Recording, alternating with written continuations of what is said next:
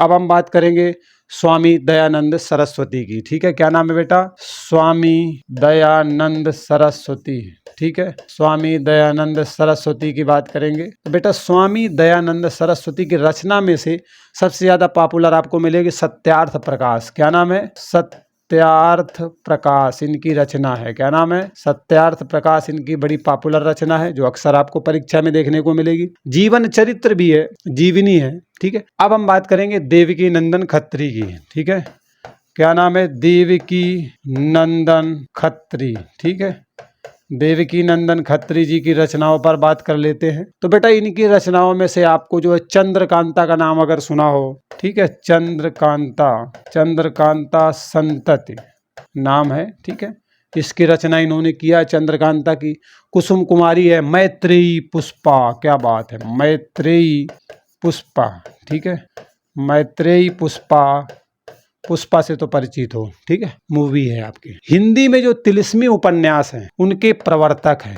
हिंदी में तिलिस्मी हैं, जादू टोना वाले हैं। ठीक है, तिलिस्मी उपन्यासों के प्रवर्तक हैं। ठीक है, अरे मिट जा भाई मिट जा, हाँ, उपन्यासों के प्रवर्तक हैं। ठीक है, उपन्यासों के प्रवर्तक हैं। कौन? नाम देवकी नंदन खत्री। ओके, चलिए अब रविन्द्रनाथ टैगोर जी की बात कर लेते हैं यहीं पर। तो रविंद्रनाथ टैगोर, ठीक है, नाम क्या है? रविंद्रनाथ टैगोर। ठीक, रविन्द्रनाथ टैगोर जी की रचनाओं पर बात करते हैं। तो बेटा इनकी रचनाओं में से आपको देखने को मिलेगा गीतांजलि, बहुत पूछी जाती है। गीतांजलि, गीतांजलि है ना, गीतांजलि, ये देखो आपके सामने लिखिए। 1913 का नोबेल पुरस्कार मिला है इसे। ठीक है, 1913 का नोबेल पुरस्कार साहित्य का मिला है। ठीक है, नोबेल पुरस्कार मिला है, मतलब नोबेल पुरस्कार मिला है गीतांजलि को। रविन्द्रनाथ टैगोर की पुस्तक का नाम है। गोरा इनकी रचना जो है, गोरा भी है। ठीक है, चित्रा भी है, और एक और है, नाम है उसका शायद विसर्जन है। ठीक है, विसर्जन है। ये रचनाएं हैं इन्हीं की। ठीक है, किसकी? रविन्द्रनाथ टैगोर जी की। ठीक है, तो यहाँ पर ये बातें भी भैया समझ में आ गई। रामचंद्र शुक्ल जी की बात कर लेते हैं। रामचंद्र शुक्ल, रामचंद्र शुक्ल जी की बात कर लेते हैं। ठीक है, इनकी प्रमुख रचनाओं पर। तो इनकी प्रमुख रचनाओं में एक चिंतामणि आप जानते होंगे, 2 भागों में है। इन्हीं की रचनाएं बहुत इंपॉर्टेंट है, अक्सर पूछी जाती है। चिंतामणि ये आपको जो है 2 भाग में देखने को मिलेगी। ठीक है, इन्हीं की रचना है चिंतामणि। और अगली रचना है, जैसे कि हिंदी साहित्य का इतिहास भी है, रस मीमांसा भी है। ठीक है, रस मीमांसा। हाँ, एक रचना और है, त्रिवेणी। क्या नाम है रचना का? त्रिवेणी। वो रचना भी किसकी है? वो भी रामचंद्र शुक्ल जी की ही रचनाओं में से एक है। ठीक है, तो ये बातें भैया आपको बिल्कुल समझ में आ गई। हाँ, संपादन बहुत पूछा जाता है, इनका संपादन क्या किया इन्होंने? संपादन। ठीक है, तो इनके द्वारा संपादन किसका किया गया? बेटा इन्होंने संपादन किया है नागरी प्रचारणी पत्रिका का। ठीक है, नागरी प्रचारणी पत्रिका। ठीक है, प्रचारणी, प्रचारणी। ठीक है, नागरी प्रचारणी पत्रिका का इन्होंने क्या किया है? संपादन किया है। और एक और पत्रिका आनंद कादम्बिनी, उसका भी संपादन किया है। क्या नाम है? आनंद कादम्बिनी पत्रिका का भी इन्होंने जो है क्या किया है? संपादन किया है। नाम रामचंद्र शुक्ल, काम संपादन। अरे बहुत सारी चीजें लिखी है। ठीक है, वो तो मैंने ऐसे बोल दिया, नाम काम। ठीक, चलो अब हम प्रेमचंद्र की बात करते हैं। प्रेमचंद्र, अरे भैया जादूगर, बहुत रचनाएं, देखना इतनी ढेरों रचनाएं, मजा आ जाएगा। उपन्यास से शुरुआत कर लें, उपन्यास। ठीक है, हाँ, उपन्यास। बेटा इनके उपन्यास में से शुरुआत होगी, एक से बढ़ के एक धमाकेदार उपन्यास है इनके। गोदान, रंगभूमि। क्या नाम है? गोदान, रंगभूमि। ठीक है, गोदान है, रंगभूमि है। और जैसे कि सेवा सदन भी बहुत पूछी जाती है। ठीक है, सेवा सदन इन्हीं का उपन्यास है। कायाकल्प, हाँ क्या बात है, कायाकल्प, कायाकल्प है ना, कायाकल्प बदल के रख देंगे। गबन हो गया था ना, वो इन्हीं का है उपन्यास। गबन उपन्यास इन्हीं का है, बहुत इंपॉर्टेंट था क्या? है भी। वरदान भी है, मंगलसूत्र भी है। ठीक है, वरदान है, मंगल सूत्र है, मंगल सूत्र, ये सब क्या है? उपन्यास है। बेटा जो मंगल सूत्र है ना, वो इनका अंतिम और अपूर्ण उपन्यास है। ये आपको कौन सा मिलेगा? अंतिम भी मिलेगा और प्लस अपूर्ण भी मिलेगा, मतलब पूरा नहीं हो चुका है ना, उपन्यास में ही आता है। एक और है रूठी रानी है, रूठी रानी, ऐतिहासिक उपन्यास है। क्या नाम है? रूठी, ठा से ठठेरा है, हाँ, रूठी रानी। रूठी रानी बेटा जो उपन्यास है ना, ऐतिहासिक उपन्यास है, एकमात्र ऐतिहासिक उपन्यास है। ठीक है, एकमात्र ऐतिहासिक उपन्यास है। किसका? प्रेमचंद्र जी का। अगर कहानी में जाओगे, इसे मिटा दो यहाँ से, हाँ, तो अब जाओगे कहानी संग्रह में। ठीक है, कहानी संग्रह इन्होंने कौन कौन से लिखे हैं उस पर बात करते हैं।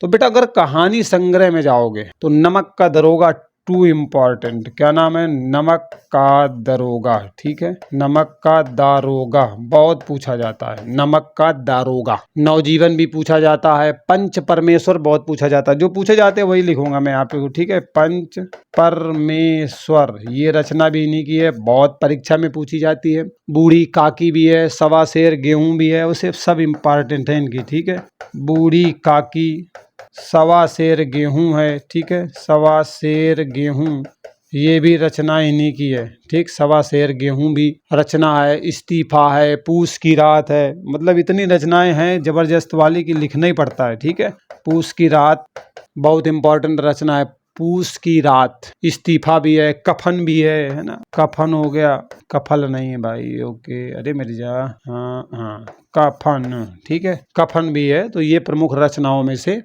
हैं, आपको देखने को मिलेंगे। प्रेमचंद्र बेटा पहले नवाब राय के नाम से लिखते थे, ये पहले जो है नवाब राय के नाम से लिखा करते थे। ठीक है, इस नाम से पहले उपन्यास लिखा करते थे, बाद में अपना जो है प्रेमचंद के नाम से लिखने लगे। ठीक है, चलो तो यहाँ तक समझ में आ गया। अब हम बात करते हैं फणीश्वरनाथ रेणु की। ठीक है, फणीश्वरनाथ रेणु, फणीश्वरनाथ रेणु जी की बात करते हैं। ठीक, तो बेटा इनके रचनाओं पर बात कर ले। फणीश्वरनाथ रेणु की रचनाओं में से आपको मिलेगा मैला आंचल, उपन्यास है, बहुत इंपॉर्टेंट है, उपन्यास, उपन्यास है। अरे भाई मिटा ले यार, क्या बात है, नाराज हो गए? हाँ, उपन्यास है मैला आंचल। क्या नाम है? मैला आंचल। ठीक है, उपन्यास है, बहुत इंपॉर्टेंट, अक्सर परीक्षा में मिलेगा। पलटू बाबू रोड भी है। ठीक है, पलटू बाबू रोड, पलटू बाबू रोड, ये रचना भी इन्हीं की है।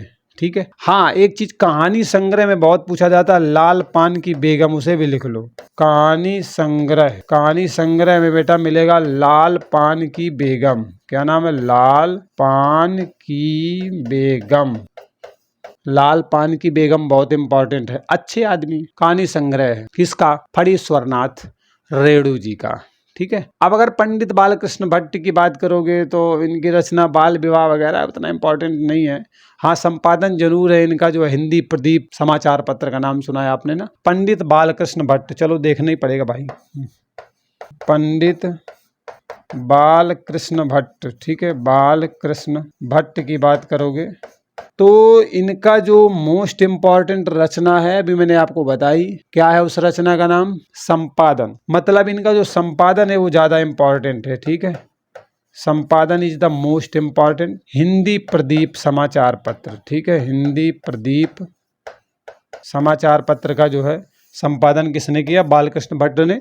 ये पूछा जाता है तो यहाँ पर मैंने इन्हें शामिल कर लिया, जरूरी है। ठीक है, अब आचार्य महावीर प्रसाद द्विवेदी की भी बात कर लेते हैं। तो इनकी रचनाओं में से अगर जाओगे ना तो तुम्हें अतीत स्मृति रसज्ञ रंजन पूछा जाता है, महावीर प्रसाद द्विवेदी का। चलो लिखता हूँ यार, नहीं तो भूल जाओगे, है ना, महावीर प्रसाद द्विवेदी। ठीक है, महावीर प्रसाद द्विवेदी, महावीर प्रसाद द्विवेदी, इनकी रचना कौन सी है? रसज्ञ रंजन, बहुत इंपॉर्टेंट रचना है, अक्सर परीक्षा में मिलेगी। माखनलाल चतुर्वेदी की बात कर लेते हैं।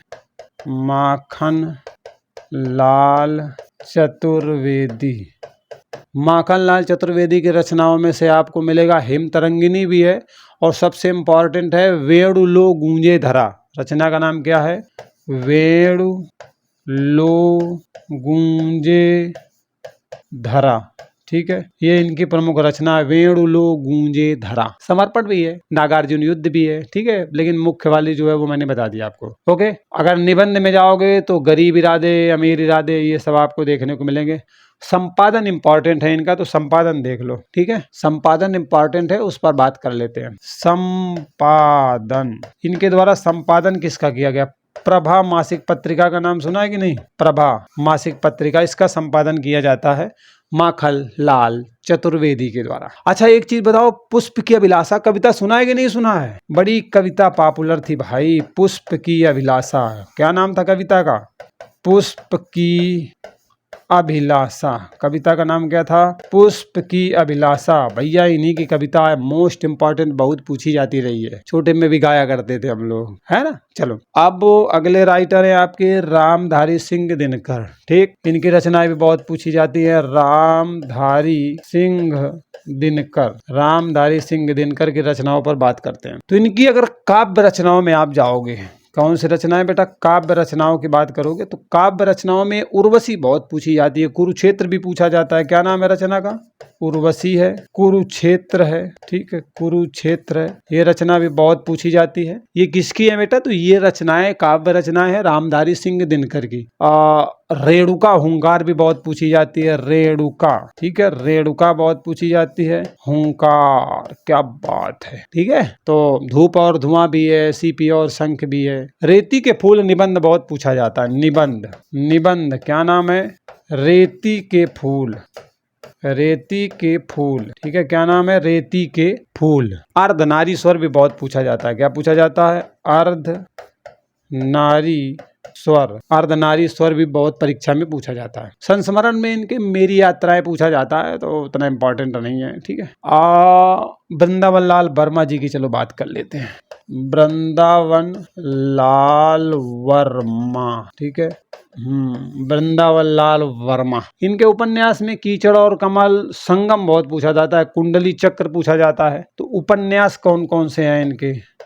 उपन्यास, एक तो बेटा संगम पूछा जाता है आपसे, ठीक है, संगम है। दूसरा इनका है कुंडली चक्र। क्या नाम है? कुंडली चक्र। ये रचना भी बहुत पूछी जाती है इनकी, मोस्ट इंपॉर्टेंट है, थोड़ा दिमाग में रखिएगा, ठीक है। चलो यहाँ तक भी समझ में आ गया। झांसी की रानी नाटक लिखा इन्होंने, नाटक लिख देता हूँ भाई, नाटक, झांसी की रानी, ठीक है। ये प्रमुख रचनाएं हैं जो आपने देखा। कहानी संग्रह में अंगूठी का दान है, और ऐतिहासिक कहानियों की जो परंपरा की शुरुआत है ना, वो इन्होंने दी थी। मतलब ऐतिहासिक कहानियों की परंपरा का जन्मदाता, ऐतिहासिक कहानियों की परंपरा का जन्मदाता, अरे मिर्जा भाई, हाँ, परंपरा का जन्मदाता कौन? नाम वृंदावन लाल वर्मा। बुंदेलखंड को ऐतिहासिक पृष्ठभूमि बना के इन्होंने लिखा है, ठीक है। बुंदेलखंड, बुंदेलखंड को जो है केंद्र में लिख करके इन्होंने जो है केंद्र में ले करके बहुत सारे उपन्यास लिखे हैं। मतलब जो भी साहित्य लिखा है विशेष करके वहां पर इन्होंने फोकस किया है, ठीक है। अगर राहुल सांकृत्यायन जी की बात करें, राहुल